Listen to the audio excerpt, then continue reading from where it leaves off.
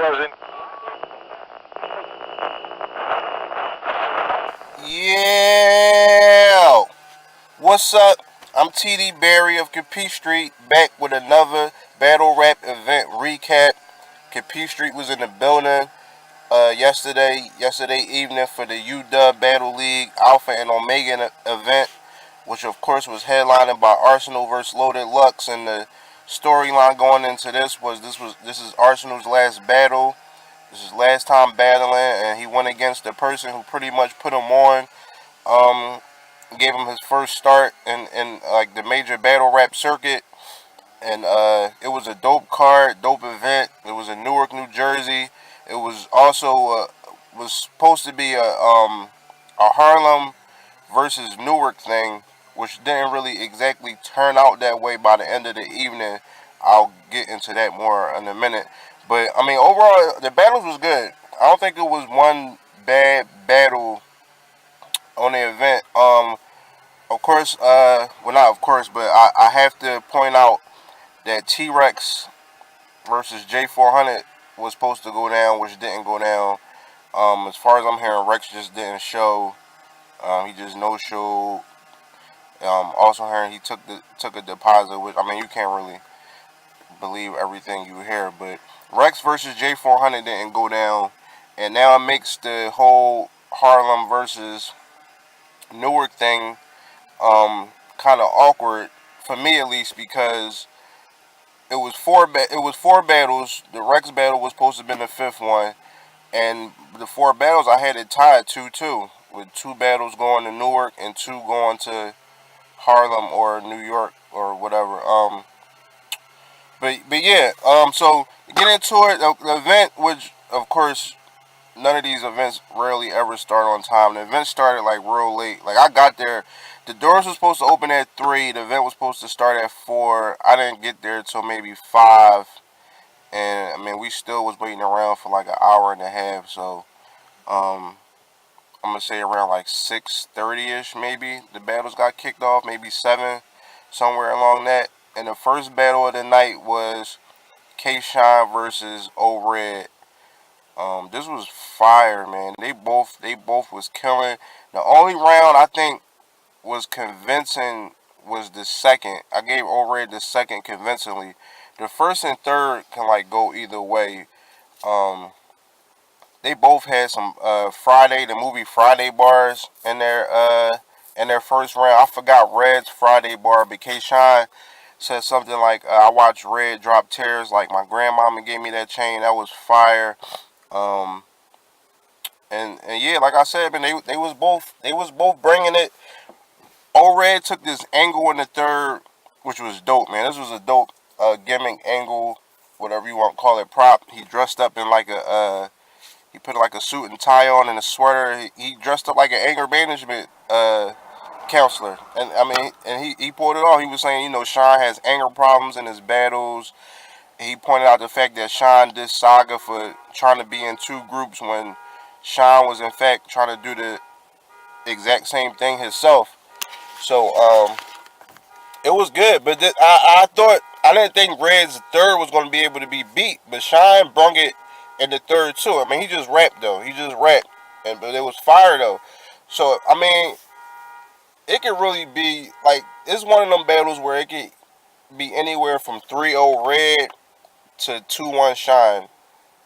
Um, I really can't call that off of first watch. That's something I have to see again. But it was dope battle either way. The next battle was Rod B versus Charlie Clips. Um, Rod B was bringing it, but like he kind of started at a low point, and each round he progressed. His third was amazing. The third round is like the only debatable round in that battle to me. Whereas though like Rob B started down here and brung it up, Clips started up here in his first, and he just brung it down. Um, Not brung it down, but like he started up here. Second round, he kind of remained up here. His third was, that's why I said the third was kind of debated. His third was good. Um, and I felt sorry for Rob B because he was like he was bringing it, was like every round he went, like his first, his first was beatable when he went. His second, you was like, oh wait a minute, maybe he's gonna make this a fight, and then Charlie just brung it again and was able to like erase out our minds everything Rob B did. The third, not so much. I'm not mad at anybody saying Clips 3-0. I say Charlie Clips 2-1. I gave I edged Rob B in the third. I think Clips was doing a lot of freestyling and whatnot. I mean, it was effective, but um, I think Rob B is dope. I think he's getting better, and he has a lot of good names on his resume now. He got like DNA and Clips, Rex, and whatnot. So he's definitely building his resume up for UDubb. So the next battle was supposed to have been Head Ice versus Shotgun Suge, and I was, extremely excited for this battle. This is one of the battles I really wanted to see. And so it comes time to the battle, and DNA gets called up. DNA had replaced Head Ice because KOTD allegedly blocked the battle. With Head Ice being the KOTD champ, um, they blocked the battle. So DNA was a replacement, and that kind of messes up the Newark versus Harlem thing. I know it's still New York, but I like the theme. Like Harlem, DNA is from Queens, and I was feeling the borough versus a city thing. Um, so they kind of messed up the whole theme of the evening to me. But I mean, the battle was good. I actually missed the first round. I had stepped outside and I came back like the end of the first. But to me, DNA took the last two rounds. Like the third was kind of debatable. Suge was dope. But DNA took the last two rounds. So I don't know if it's a 2-1 or 3-0 DNA, but he definitely took the second and third. DNA was fire. DNA was fire this evening, and I'm I have to point out, I'm hearing that DNA said he had 3 weeks prep time for this battle. So for some reason, UDubb never changed the battle on the card. Like they still let us to believe it was Head Ice versus Shotgun Shook. I don't know why they did that. Um, and you could tell this wasn't like a last minute battle because they had DNA. Suge was using DNA flips. DNA was using Suge flips, shotgun flips. So they definitely had some ample uh, prepare time for this battle. So I don't know why UDubb never, pointed out the fact that Head Ice wouldn't be battling. I was kind of disappointed about that. I think they should at least, let people know. Because you never know. It could have been people traveling especially to see Head Ice. Um, so yeah, 2-1, 2-1 or 3-0 DNA for that battle.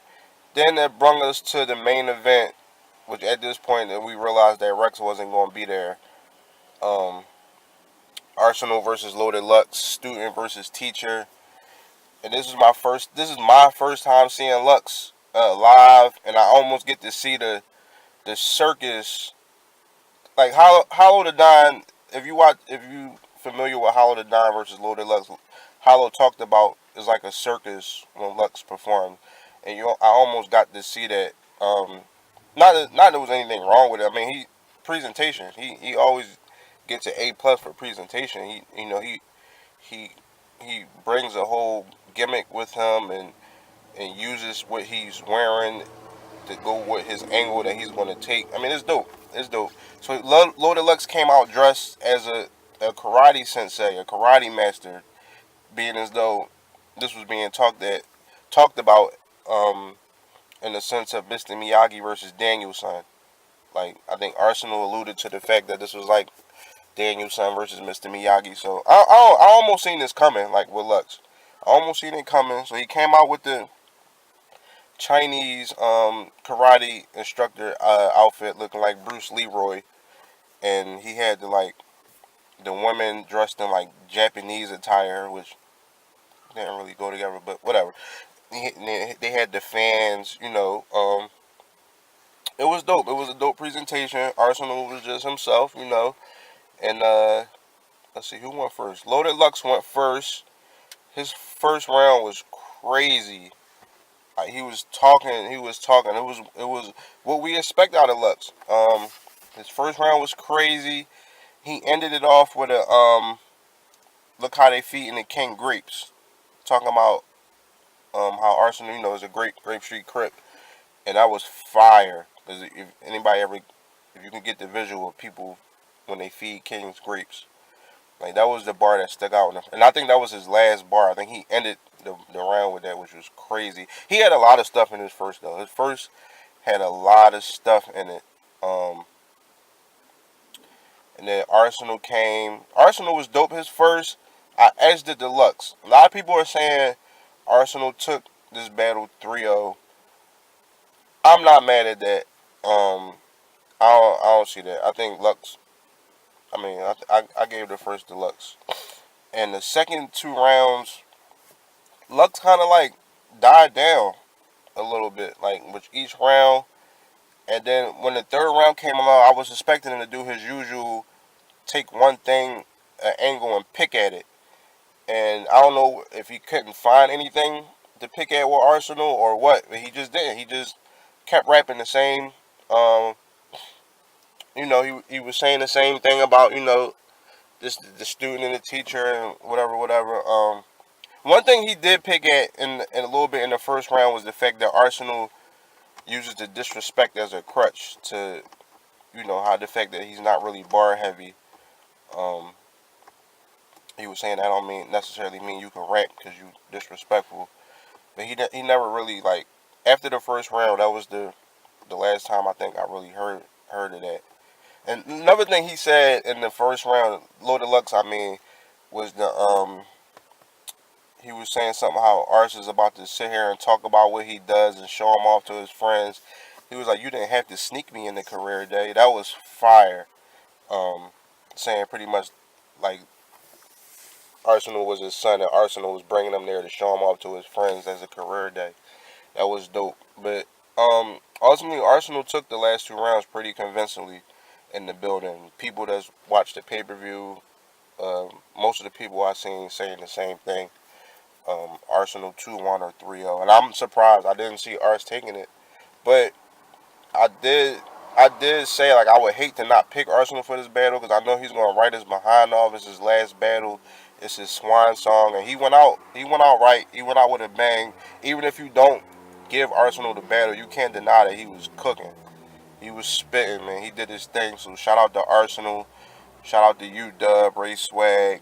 Um, Shout out to Champion, J Black, Modify, Tech Nine, Rome. They had the setup, the Champion setup there, which was dope, man. That's a dope thing. I'm really a big fan of Champion. Um, and what they're doing.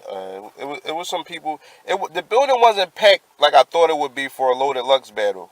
Like it was a lot of empty venue space in there. So he didn't really pack the venue, which um, is surprising. Like who doesn't want to come see Lux rap? But it was a few battlers in the building. Shout out to Dre Dennis who gave us an interview. Chess was there, Cortez, Smack and Beasley came through. Organic was there, which was weird because Arsenal threw some shots at him for blocking the head ice battle. Arsenal took some shots at him when he battled Lux. Um, Organic was there, Swave Sever was there.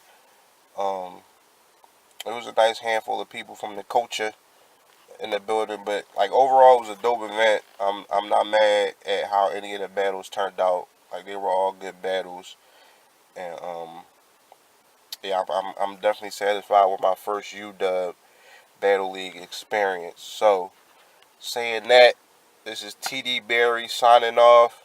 Y'all be cool. How y'all be cool.